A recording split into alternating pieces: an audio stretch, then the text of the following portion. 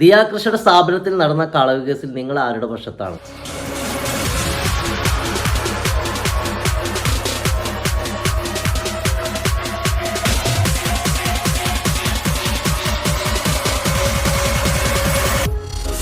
ഞാൻ ഒരു സംശയമില്ലാതെ പറയാം, ഞാൻ ദിയാകൃഷ്ണയുടെ ഭാഗത്താണ്. വേറെ ഒന്നുകൊണ്ടല്ല, എതിര് നിൽക്കുന്ന ഈ 3 കക്ഷികൾ, അതായത് ഇവരുടെ സ്ഥാപനത്തിൽ വർക്ക് ചെയ്യുന്ന പ്രതികളായിട്ടുള്ള 3 ലേഡീസും നമ്മുടെ മുന്നിൽ നിന്ന് വാഗ്വാദം നടത്തുന്നത് കളവ് ചെയ്തിട്ടാണ്. അത് വ്യക്തമായിട്ട് എല്ലാവർക്കും മനസ്സിലായിട്ടുണ്ട്.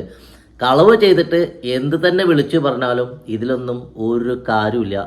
അതുകൊണ്ട് തന്നെ നമുക്ക് ആദ്യം ഇതിന്റെ ബാക്ക്ഗ്രൗണ്ട് കഥയൊന്ന് നമുക്ക് കേട്ടിട്ട് വരാം. ഇത് എന്റെ രണ്ടാമത്തെ മകൾ ദിയ. ഇവളുടെ സ്ഥാപനമുണ്ട് ഓബൈ ഓസി എന്ന് പറഞ്ഞ്, അത് ഒരു ജ്വല്ലറി ബിസിനസ്സാണ്. അപ്പൊ അവിടെ വർക്ക് ചെയ്ത 3 കുട്ടികൾ അവിടെ വരുന്ന കസ്റ്റമേഴ്സിൽ നിന്ന് QR കോഡിൽ തിരിമറി നടത്തിയിട്ടാണ് ഈ സാമ്പത്തിക തട്ടിപ്പ് നടത്തിയിരിക്കുന്നത്. അതായത് അവിടെ വരുന്ന കസ്റ്റമേഴ്സിനോട് ബേസിക്കലി പറയും, ഞങ്ങളുടെ കമ്പനിയുടെ QR കോഡ് വർക്ക് ചെയ്യുന്നില്ല, അതുകൊണ്ട് വേറെ QR കോഡ് തരാമെന്ന് പറഞ്ഞിട്ട് ആ QR കോഡ് കാണിക്കുന്നു, അതിലോട്ട് പൈസ മാറ്റുന്നു. ഇത് കുറച്ചു കാലമായിട്ട് നടക്കുന്നുണ്ടായിരുന്നു. അപ്പോൾ ഇതിനകത്ത് എന്തുകൊണ്ട് നമ്മുടെ ശ്രദ്ധയിൽപ്പെടുന്നത് വെച്ചാൽ, ഒന്ന്, ഇവളാണ് ഈ ബിസിനസ് നടത്തുന്നത്. ഇപ്പോൾ ഇവള് ഗർഭിണിയതിനു ശേഷം സ്വാഭാവികമായിട്ടും ഗർഭിണികൾക്കുണ്ടാവുന്ന ആദ്യത്തെ ഒരു സിക്നസ് ഉണ്ട് ആദ്യത്തെ പീരീഡിൽ. അപ്പോൾ ആദ്യത്തെ ഒരു 5 മാസം ആശുപത്രി വീടുമായിട്ടായിരുന്നു ഇങ്ങനെ നിൽക്കുന്നത്. ആ സമയത്ത് ഇവരുടെ ഹസ്ബൻഡാണ് എഞ്ചിനീയറായിട്ട് വർക്ക് ചെയ്യുക IT-യിൽ. അപ്പോൾ സ്വാഭാവികമായിട്ടും നമുക്ക് ഡെയിലി കണക്ക് ഇവർ നോക്കിയിട്ടില്ല. അപ്പോൾ ഇവരുടെ ഓഡിറ്റർ ഇതെല്ലാം പരിശോധിക്കുന്നത്. അപ്പോൾ ഓഡിറ്റർ ഒരു ദിവസം വിളിച്ചിട്ട് പറഞ്ഞത് അതിലൊരു വേരിയേഷൻ വരുന്നുണ്ട് കണക്കുകളിലും സ്റ്റോക്കിലും, ഒന്ന് പരിശോധിക്കണം എന്ന് പറഞ്ഞു. അങ്ങനെ ഈ ചോദ്യം ചോദിക്കുമ്പോഴാണ് ഈ കുട്ടികൾ ആദ്യം സമ്മതിക്കുന്നില്ല. അത് കഴിഞ്ഞപ്പോൾ ഇവർ ജോലി വിട്ടുപോകുന്നു. സാധാരണ രീതിയിൽ ഒരു സ്ഥാപനത്തിന് ഒരു കളവൊക്കെ പിടിച്ചു കഴിഞ്ഞിട്ടുണ്ടെങ്കിൽ അത്തരം പിടിക്കപ്പെട്ട സ്റ്റാഫുകളൊക്കെ പരമാവധി ശ്രമിക്കുന്നത് എന്തായിരിക്കും, തൻ്റെ പേരൊന്നും പുറത്തേക്ക് വരരുത്, അല്ലെങ്കിൽ കുടുംബത്തിന് മോശപ്പേരായിരിക്കും, അല്ലെങ്കിൽ പോലീസ് പിടിച്ചാൽ തന്നെ ഇത് പത്രത്തിലേക്ക് വന്നു കഴിഞ്ഞാൽ സമൂഹത്തിന് മുന്നിൽ എങ്ങനെ നിൽക്കും എന്നുള്ളൊരു പേടി ഉള്ളിലുണ്ടാവും. അതുകൊണ്ട് തന്നെ ഈ പ്രശ്നം എങ്ങനെയെങ്കിലൊക്കെ ഒതുക്കി തീർക്കാനേ അവർ ശ്രമിക്കുന്നുണ്ടാവുള്ളൂ. ഇതിൻ്റെയൊക്കെ ഭാഗമായിട്ടാവും ഇവരാദ്യം വന്ന് സംസാരിച്ച് ഒരു പരിധി കഴിഞ്ഞപ്പോൾ തന്നെ 9 ലക്ഷത്തിൽ താഴെ ഒരു എമൗണ്ട് അവർക്ക് തിരിച്ചു കൊടുത്തിട്ടുണ്ട്. അപ്പോൾ അത്രയും വലിയൊരു എമൗണ്ട് ഇവർ കൊടുക്കണമെങ്കിൽ ഏറ്റവും വലിയ തെളിവല്ലേ അവർ വലിയൊരു കളവ് നടത്തി എന്നുള്ളത്. വാട്സപ്പ് വഴി ഉണ്ടായിരുന്നു. ഈ വാട്സപ്പാണ് ഇവർ ഡീൽ ചെയ്തുകൊണ്ടിരുന്നത്. ഇപ്പൊ ഇവർ ഒരു 30 ഓർഡർ വരുമെങ്കിൽ ഒരു 10 ഓർഡറെ ഒരു ദിയെ അറിയിക്കൂ, ബാക്കി 20 ഇവരുടെ QR-ൽ എടുക്കും. As simple as that. അപ്പൊ ദിയയുടെ ഈ ഒരു വയ്യായ്മയാണ് ദിയയ്ക്ക് അവിടെ പോയി സ്റ്റോക്ക് റീചെക്ക് ചെയ്യാനോ ഒന്നും ഇവരങ്ങ് വിശ്വസിക്കുകയാണ്. കാരണം ദിയയുടെ വെബ്സൈറ്റ് വഴി പോകുന്ന പേയ്മെന്റ്സ് ഒക്കെ ദിയയുടെ അക്കൗണ്ടിലാണ് വരുന്നത്. ഇപ്പൊ വാട്സപ്പ് വഴി പോകുന്നത് വാക്ക്-ഇൻ കസ്റ്റമേഴ്സ്. അപ്പൊ ഈ വാക്ക്-ഇൻ കസ്റ്റമേഴ്സ് ആരും വന്നില്ല ചേച്ചി, ആരും വന്നില്ല എന്നാ ഇവർ പറഞ്ഞു. അന്നൊക്കെ ദിയ വിശ്വസിച്ചിരുന്നു ഇവരെ. എന്നിട്ട് അതിൽ ഒരു കുട്ടി ദിയയുടെ സാധനങ്ങള് ആ കുട്ടി പുറത്ത് സെപ്പറേറ്റ് ബിസിനസ് തുടങ്ങിയിരുന്നു. ആൻഡ് ഈ സാധനങ്ങളെല്ലാം ദിയയുടെ തന്നെ DTDC വഴിയുള്ള കൊറിയറുകാർ പിക്കപ്പ് ചെയ്ത് മന്ത്ലി ആയിട്ട് ദിയ അവർക്ക് പേയ്മെന്റ് കൊടുക്കണം. ദിയെ കൊണ്ട് തന്നെ കൊറിയർ റേറ്റും അയപ്പിച്ചുകൊണ്ടിരുന്നു അമേരിക്കയിലോട്ടൊക്കെ അയക്കുന്നതെന്ന്. വേറെ ഈ സാധനങ്ങൾ എടുത്ത് അവര് മറിച്ച് വിറ്റുകൊണ്ടിരുന്നു. പിന്നെ ഇതിന്റെ പിന്നാമ്പുറത്തിലേക്ക് ചെകഞ്ഞു പോവുകയാണെങ്കിൽ നിങ്ങൾ കരുതുന്നുണ്ടോ ഇതൊരു 9 ലക്ഷത്തിൽ നിൽക്കുന്നു? ഒരിക്കലും അല്ല കേട്ടോ. ഈ ദിയാകൃഷ്ണയൊക്കെ പറയുന്ന പോലെ ഒരു 69 ലക്ഷമോ അത്രയും ബിസിനസ് നടക്കുന്ന സ്ഥാപനമാണെങ്കിൽ അത്രയും വലിയൊരു എമൗണ്ടൊക്കെ ചിലപ്പോൾ ചെന്നിരിക്കാം, ഇല്ലായിരിക്കാം. പക്ഷേ നല്ലൊരു എമൗണ്ട് അവിടെ നിന്ന് പോയിട്ടുണ്ടാവും എന്നുള്ള കാര്യത്തിൽ ഒരു സംശയം വേണ്ട. പിന്നെ രണ്ടാമതൊരു കാര്യം എന്ന് പറയുന്നത്, ഇവർക്കെതിരെ ജാതിപരമായ കാര്യങ്ങൾ സംസാരിച്ചു എന്ന്.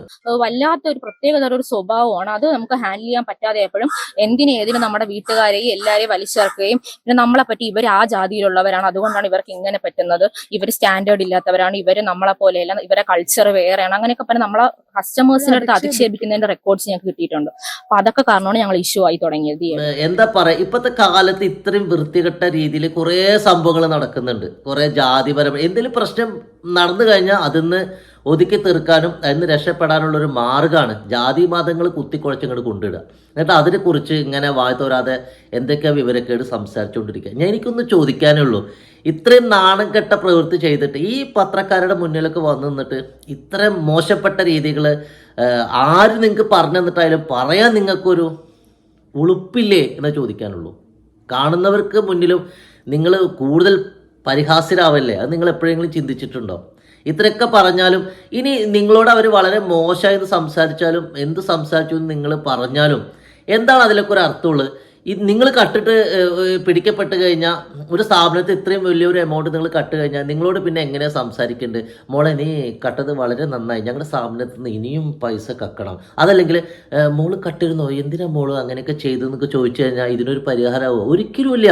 ഒരാളിലെ കൈവശം നമ്മുടെ ഒരു പണം പെട്ട് കഴിഞ്ഞാൽ അത് തിരിച്ചെടുക്കുക എന്നുള്ളെങ്കിൽ അതിൻ്റെ പണത്തിൻ്റെ വലുപ്പം അനുസരിച്ച് തിരിച്ച് കിട്ടുക എന്നുള്ളത് നിങ്ങൾ വിചാരിക്കുന്നൊരു സംഭവം ഒന്നല്ല. ഇന്ന് ഒരു കേസിന് പോയാൽ വരെ നൂലാമാലായിട്ട് ഒരുപാട് നടക്കണം. അപ്പോൾ അവരെ ഭാഗത്തുനിന്ന് അതല്ലാതെ തന്നെ ഒതുക്കാൻ വേണ്ടി, അല്ലെങ്കിൽ ഇവർ പെണ്ണുങ്ങളാണ് എന്നുള്ളൊരു പരിഗണന കൊടുത്തുകൊണ്ട് ഇവരെ സഹായിക്കാൻ ചിലപ്പോൾ അവർ മനസ്സിൽ അവർ വിചാരിച്ചിട്ടുണ്ടാവും. നമുക്ക് മനസ്സിലാക്കണം നിങ്ങൾ ഇതിൽ നിന്ന് എത്ര കാശ് ഉണ്ടാക്കിയിട്ടുണ്ട്. കാരണം നിങ്ങൾ 5 ലക്ഷം എന്ന് പറഞ്ഞാൽ വിശ്വസിക്കാൻ കൊള്ളാത്ത നിങ്ങളെ നമ്മളെങ്ങനെ വിശ്വസിക്കാം? മനസ്സിലായില്ലേ? അതായത് വിശ്വസിച്ചിട്ടില്ല. കാരണം ഓസിയുടെ ഒരു മാസം ബിസിനസ്സിന് എത്ര കിട്ടുന്നത് നിങ്ങൾക്കും അറിയാം, നമുക്കും അറിയാം. അതിന്റെ പകുതിയാണ് 5 ലക്ഷം. നിങ്ങൾ എത്ര വർഷം മുമ്പ് ആദ്യമായിട്ട് ചെയ്തത്? എത്ര നാള് മുമ്പാണ് നിങ്ങൾ ഈ മോഷണം?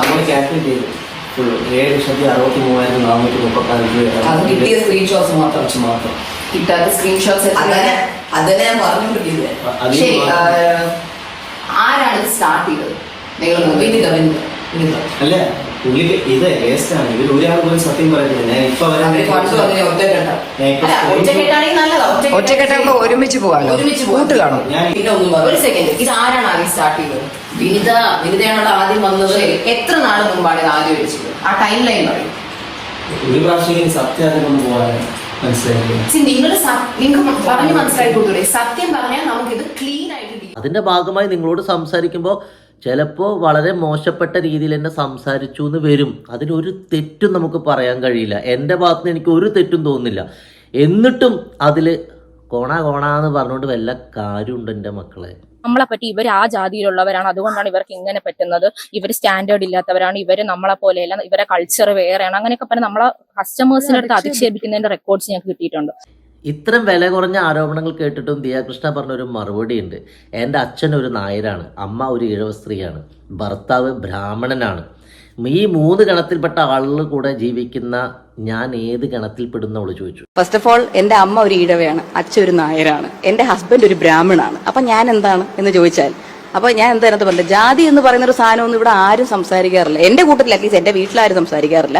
ഇവരത് സംസാരിക്കുന്നുണ്ടോ എന്ന് എനിക്കറിയില്ല. ഇവരെന്നെ വേറെ എന്തെങ്കിലും കണ്ടുകൊണ്ടാണോ ജാതി പ്രകാരം കണ്ടുകൊണ്ടിരുന്നത് എനിക്കറിയില്ല, ഞാൻ ചോദിച്ചിട്ടില്ല. അവരേത് ഗണത്തിൽപ്പെടും നിങ്ങൾ തന്നെ പറ. പിന്നെ ഇത്തരം വില കുറഞ്ഞ ആരോപണങ്ങൾ കൊണ്ട് നിങ്ങൾക്ക് എന്താണ് ലാഭം? ഒരു കാര്യമില്ല. ഈ കേസിൽ നിന്ന് ഊരിപ്പോരാൻ പറ്റും. ഈ കേസ് കളവ് കേസാണ്. നിങ്ങൾ അതിൽ കൊടുക്കേണ്ട മുതലും കാര്യങ്ങൾ കൊടുത്തിട്ട് അതിന് രക്ഷപ്പെടാനുള്ള മാർഗം നിങ്ങൾ ആലോചിക്കുക. കളവ് കേസിൽ പൊതുസമൂഹത്തിന് മുന്നിൽ നിങ്ങൾക്ക് പോകുന്നൊരു വിലയുണ്ട്. അതിനെക്കുറിച്ച് നിങ്ങൾക്ക് ഒരു ധാരണയില്ലാതാണ് നിങ്ങൾ സംസാരിച്ചുകൊണ്ടിരിക്കുന്നത്. ഈ സംസാരിക്കുന്നത് മറ്റാരുടെയൊക്കെയോ പിന്നിൽ നിന്നുള്ള ഒരു സപ്പോർട്ട് കൊണ്ടാണെന്ന് ആർക്കും മനസ്സിലാവും. അതുകൊണ്ട് ഇതെല്ലാം മാറ്റി വെച്ചിട്ട് നിങ്ങൾ ഈ പൈസ കൊടുത്ത് രക്ഷപ്പെടാനുള്ള മാർഗം നോക്ക്. ഒരു ഇതെങ്കിലും അവരുടെ ഉണ്ടെങ്കിൽ എന്തുകൊണ്ട് പോലീസ് അന്വേഷിക്കുന്നില്ല? പോലീസ് എന്നും കറക്റ്റായിട്ട് വർക്ക് ചെയ്യുന്നു. ചില പോലീസ് ഉദ്യോഗസ്ഥരുടെ വ്യക്തിപരമായ പ്രശ്നങ്ങളാണ് ഇതിനകത്ത് കാണുന്നത്. കൃത്യമായി കുഴപ്പങ്ങളുണ്ടെന്ന് അറിഞ്ഞപ്പോൾ ഈ ജാതി കാർഡ് എടുത്ത് ഉപയോഗിക്കും. എൻ്റെ മക്കൾക്ക് ഈ ജാതി മതം നോക്കിയല്ല ഈ ജോലിക്ക് ആൾക്കാർ എടുക്കുന്നത്. ആരെങ്കിലും വരുന്നു, അവർ നല്ലവരാണെന്ന് തോന്നുകയാണെങ്കിൽ എടുക്കും. എനിക്ക് വേണ്ടി ആരും ഒന്നും ചെയ്യണ്ട, പക്ഷേ നിഷ്പക്ഷമായ ഒരു അന്വേഷണം നടത്തുക. ഇവരല്ല ഇവരുടെ പിന്നിൽ ആരോ ഉണ്ട്. പകൽവെട്ടം പോലെ തെളിഞ്ഞു നിൽക്കുന്ന ഇത്തരം കേസുകളിൽ ശരിയായ ശിക്ഷാ നടപടി എടുത്തില്ലെങ്കിൽ നാളെ നമ്മുടെ കേരളത്തിലെ പല സ്ഥാപനങ്ങളിലും കക്കാൻ തയ്യാറായി കുറേ സ്റ്റാഫുകൾ ഇറങ്ങി പുറപ്പെടും. കാരണം ഇതിൻ്റെയൊക്കെ ശിക്ഷാ നടപടികൾ ഇത്രയേ ഉള്ളൂ എന്നൊരു ചിന്ത അവരുടെ ഉള്ളിലേക്ക് കൂടും. അതുകൊണ്ട് തന്നെ നമ്മുടെ നിയമസംഹിത ഒരിക്കലും ഇത്തരം കേസുകളിൽ ശരിയായൊരു ശിക്ഷ നൽകാതിരിക്കില്ല, അതുറപ്പാണ്. അതുകൊണ്ട് തന്നെ നിങ്ങളെ പോകുന്ന വഴിയിൽ നിങ്ങളെ കാത്ത് ശിക്ഷാവിധി കാത്തിരിപ്പുണ്ട്.